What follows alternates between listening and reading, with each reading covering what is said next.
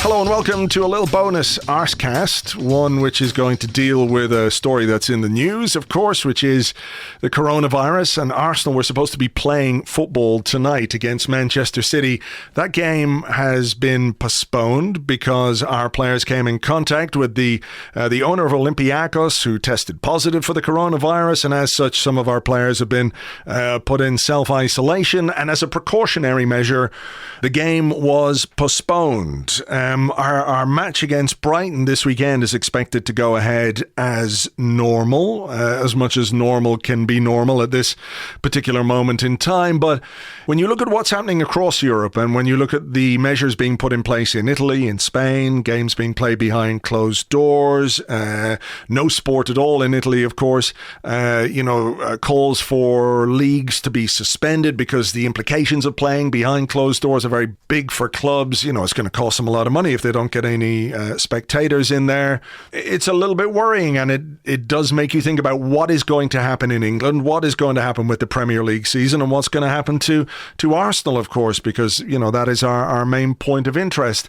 So to talk about the coronavirus and to understand it a little bit better, but also to try and figure out what is going to happen in England and English football based on what we're seeing elsewhere in Europe and across the world, I'm joined by Dr James McInerney, who is the head of the School of Life Sciences at the University of Nottingham. Hello, James. How you doing, Andrew? I'm all right, thanks. Let's just start on a very basic level. What is the coronavirus, and do we have any idea of where it came from, how it started?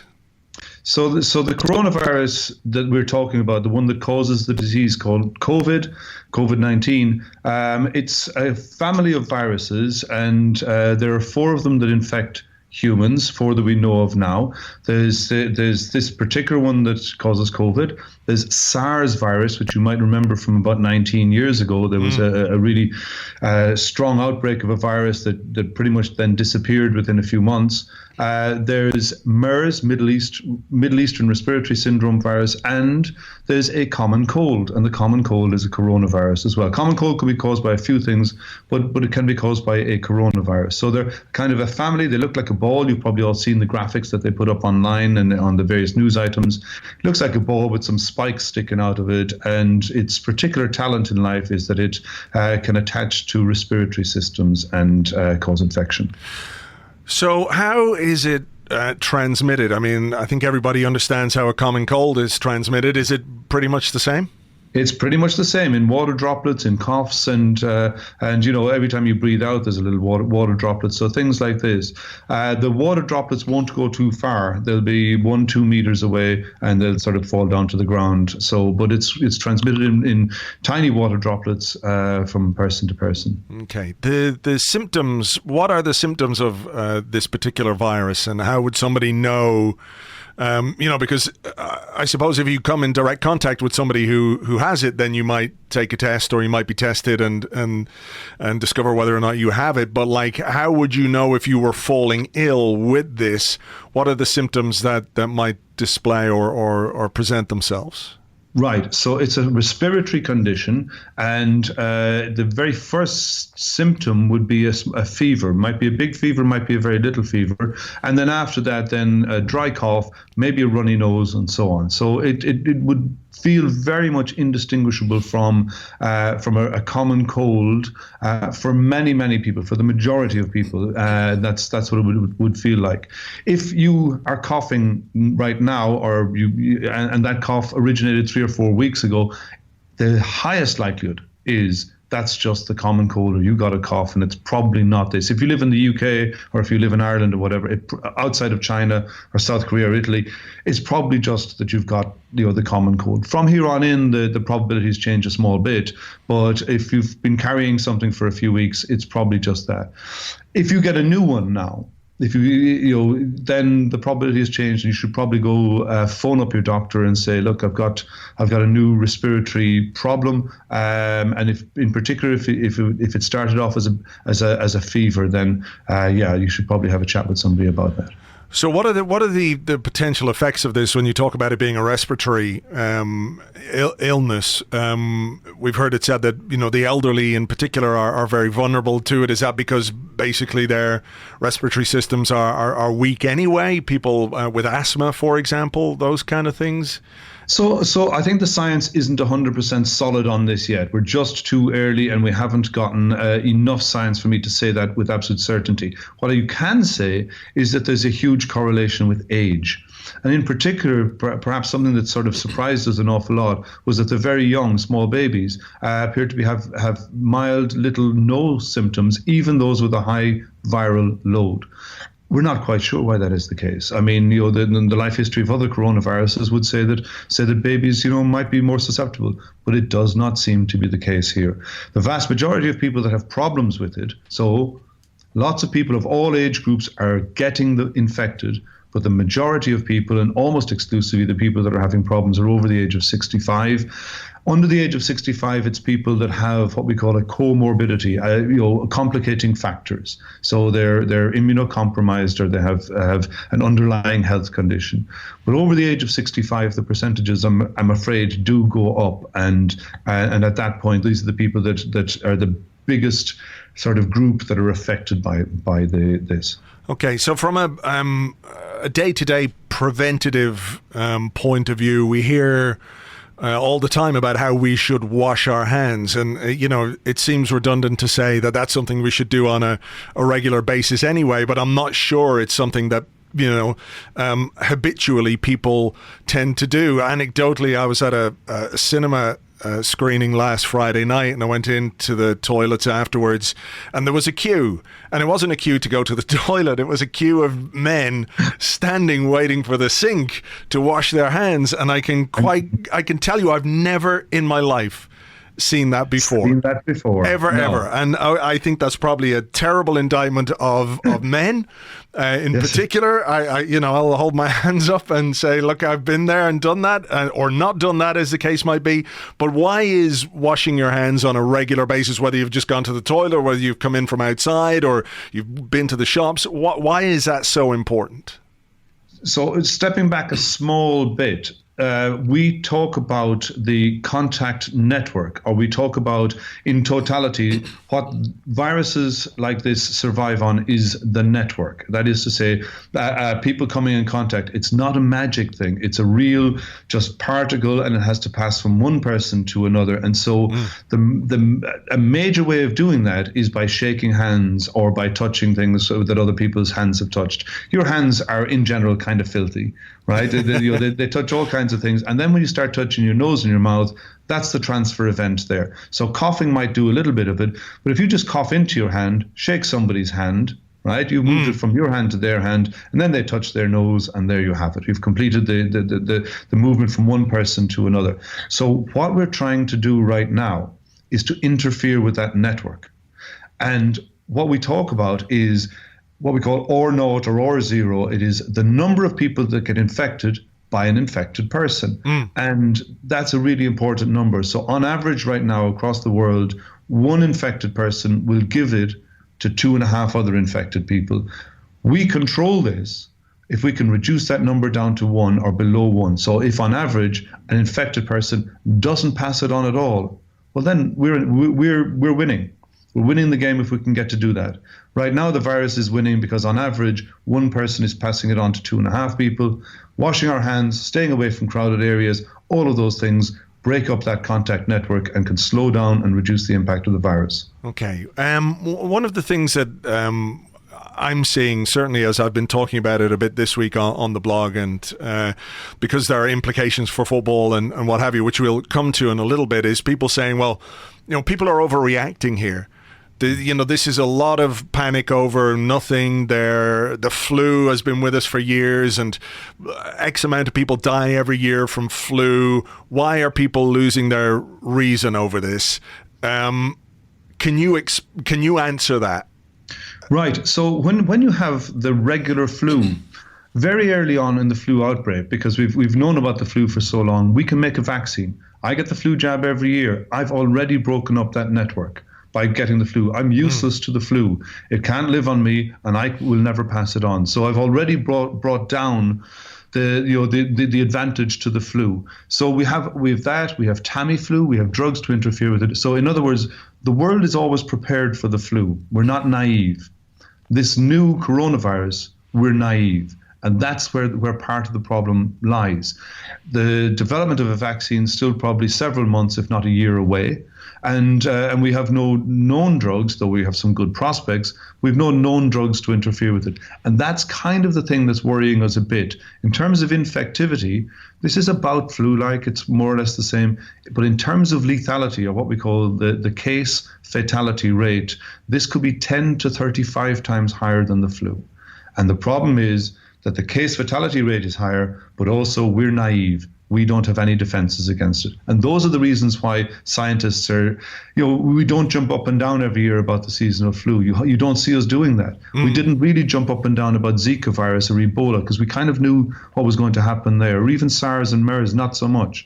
But this one we are. And I don't think we're sort of, we're the kind of people that do this every 5 minutes. You probably haven't interviewed very many, microbiologists. No. But yet this is where we are today. Yeah, you're the first one to ever be on this podcast. So I think maybe even that stat alone means that we're probably in a slightly different place. I haven't done as many radio and other interviews, ever, and it's because it just really is different. So is it, the newness of this, is that what's causing maybe the scientific community more worry, because there's no real understanding of what it might do or how it might spread or how quickly? I mean, obviously you can look at what's happening in certain countries. You can look at what's happening in China, the way it's been handled there, and in South Korea. But obviously, closer to home, we're looking at what's happening in Italy, and it seems like it's really, really taken hold there in a big way and causing huge problems, particularly in the north of that country. Yeah, so this virus is nothing if it's not consistent. If you look at the rate of increase in cases in China, South Korea, Iran, Italy, Germany, and even now in the UK, where we're at a very early, I'm in the UK right now, where we're at a very early stage, they're almost entirely the exact same. The daily rate of increase in all those countries, on average, if you average them over weeks, is about a 33% increase every day in the number of cases. And that corresponds to a 33% increase every day in the number of fatalities. So that is an amazing thing, that it has been so consistent across the planet. The one place that changed it was China. And they just did the most radical things that you've ever seen in your life. They built a hospital in 3 days. They put the army on the streets. They did all of that. And that's all to break up this contact network that I'm talking about. So in doing that, I'm not quite sure how long China can maintain that. I mean, it must be incredibly depressing to be there in Wuhan right now and have that kind of life. But leaving that aside, that particular situation, this virus has been remarkably consistent, and it will be the same in the UK, and it will be the same in Ireland, it will be the same in America. Yeah, so I think that's the worrying part of this, is that as we look at what's happening in Italy, there's no reason to think why the UK would be exempt, or Ireland would be exempt, or the US would be exempt. In particular, I'm thinking about what's happening in the US and how the CDC prevented testing going on there. I mean, how big an issue is testing and the levels of testing that are going on in countries? How big a part does that play in identifying the strength of the, I don't know whether you call it an infection or how many people are infected, but the virility almost of this thing?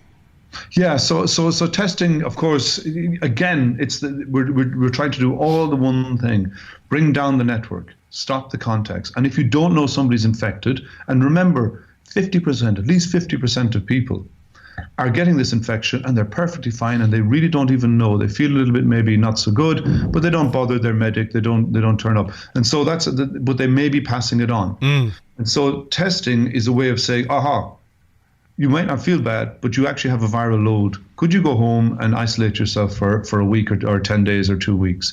And that breaks up the network. Then that person is taken out of the equation and they're not passing on the virus. So everything we do at this point, because we don't have a cure and we don't have a vaccine. Everything we do is to try to break up that network. And part of the reason that we're really, I know that there's a lot of mild cases, but part of the reason that we're really trying to do that is to try to stop the overwhelming of the medical resources that we have. Because you see in Italy, they're just overwhelmed. Yeah, it looks to be on the brink of collapse there, the medical system. So let's sort of move it slightly towards sport, because across Europe, games are being played behind closed doors. In Italy, all sport has been suspended until the 3rd of April. People might think those measures are over the top or draconian, but as you say, they're intended to stop that contact network, right? Yeah. Is there a case to be made when it comes to England and football in England that the sooner those kind of measures are put in place, the sooner you put the brakes on that contact network, and that it shouldn't be a case that, okay, look, we've only got 22 cases. Oh, well, look, we've only got 50 cases. Oh, we've only got 100 cases. If you're looking at, if the medical people who are advising the government are looking at what's happening elsewhere, why aren't they saying now we should put a stop to things so you don't exacerbate the impact of this illness?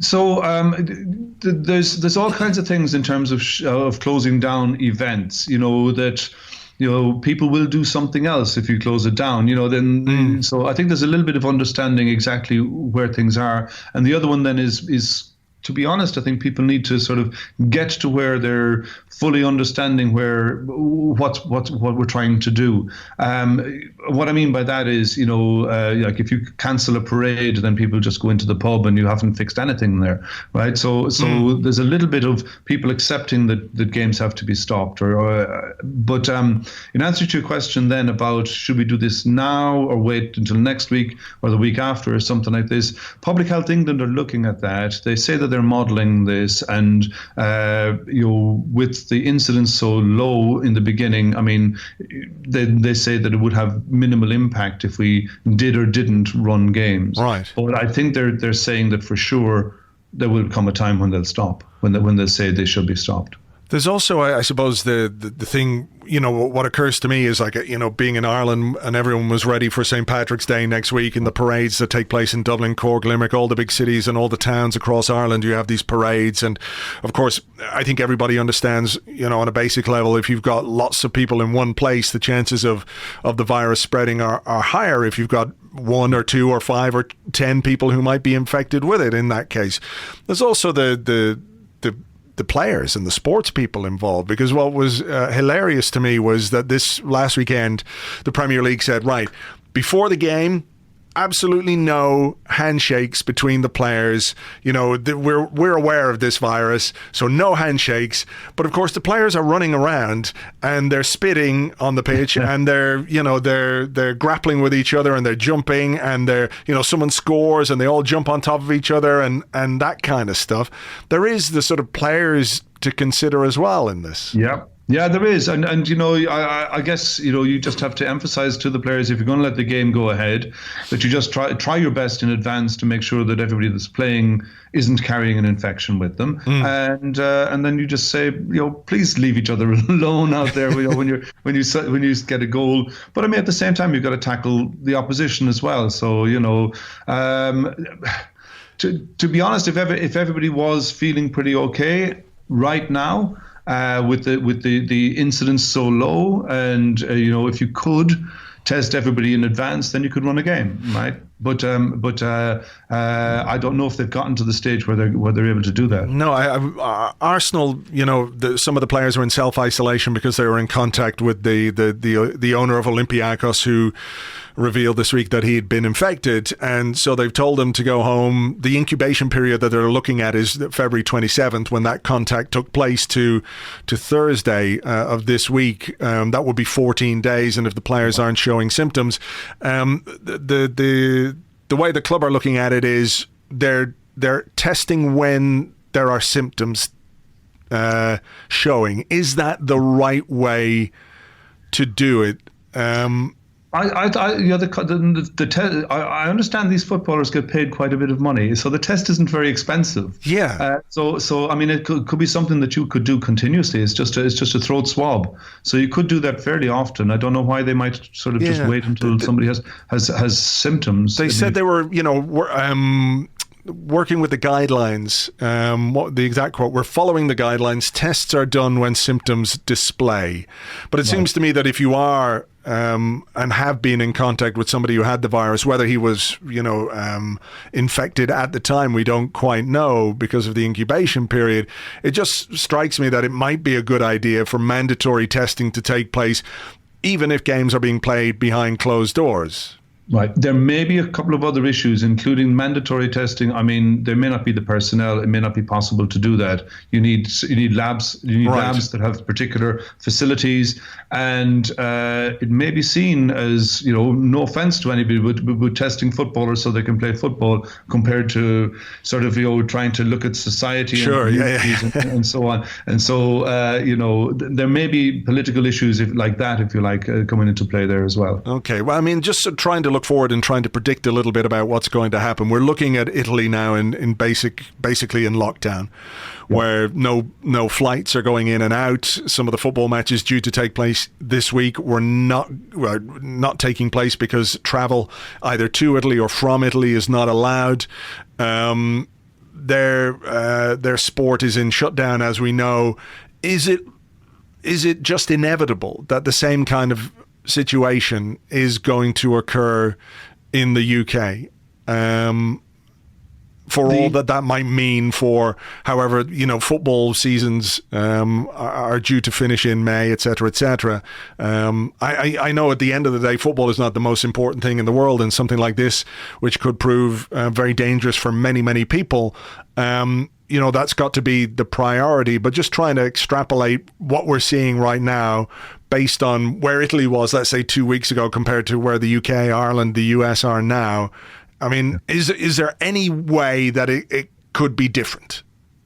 There is no evidence that it will be different, and there's no reason so far for us to expect it to be very, very different in terms of the cases and so on. I think differences might include the distribution of the cases throughout the country and throughout hospitals. I know that it was very concentrated in Lombardy, in Italy, at least initially. So things like that might be different. But if you look at the number of cases and their increase per day, the UK is Italy from 2 weeks ago, and that's on a daily basis. So just to conclude, without wanting to terrify everybody, and as you say, many people will contract this illness and not even necessarily know that they have it, but everybody's got friends and relatives and grandparents. Very important to emphasize that the vast majority of people will be perfectly fine.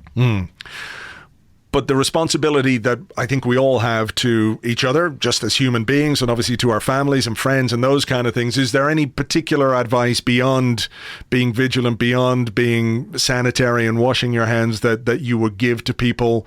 I suppose you can feel almost the beginnings of some panic in the way that people are acting and what have you. If you were to sort of dish out one or two pieces of solid advice to anybody listening, what would they be? So first of all, the panic is pointless. There's absolutely no reason, need, or anything for that. There's no point piling toilet paper and all of that sort of thing. There really isn't, because those shelves will be full again tomorrow. It'll be fine, right? So, but have a plan.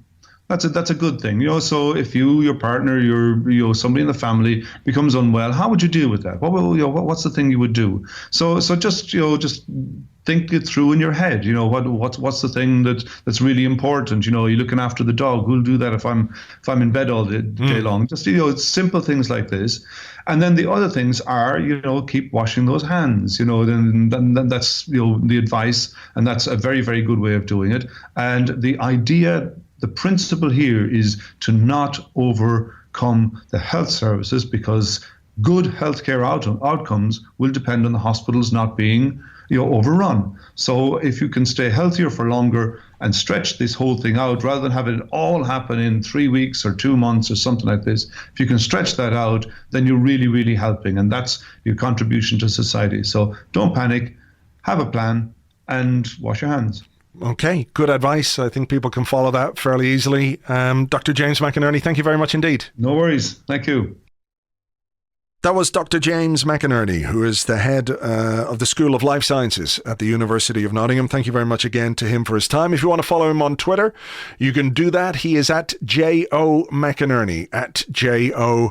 McInerney. And look, based on what he said and what the experts are telling us, the spread of this virus is going to have an impact on, obviously, life and society and all of us, but of course, football and the Premier League and sport in England and everything else. It seems like there's no way of avoiding that. It's just about when those decisions are made, how quickly they're made.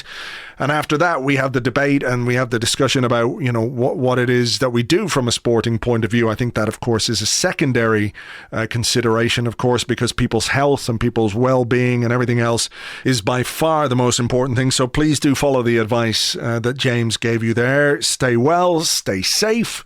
And stay healthy. Fingers crossed for everybody out there. Again, without wanting to turn this into anything that's going to make people panic, but it's just been announced as I'm recording this that the World Health Organization has declared COVID-19, the outbreak, a pandemic. But as James said, there are things we can do to stop the spread or contain the spread. So it's incumbent on all of us to do that as much as possible.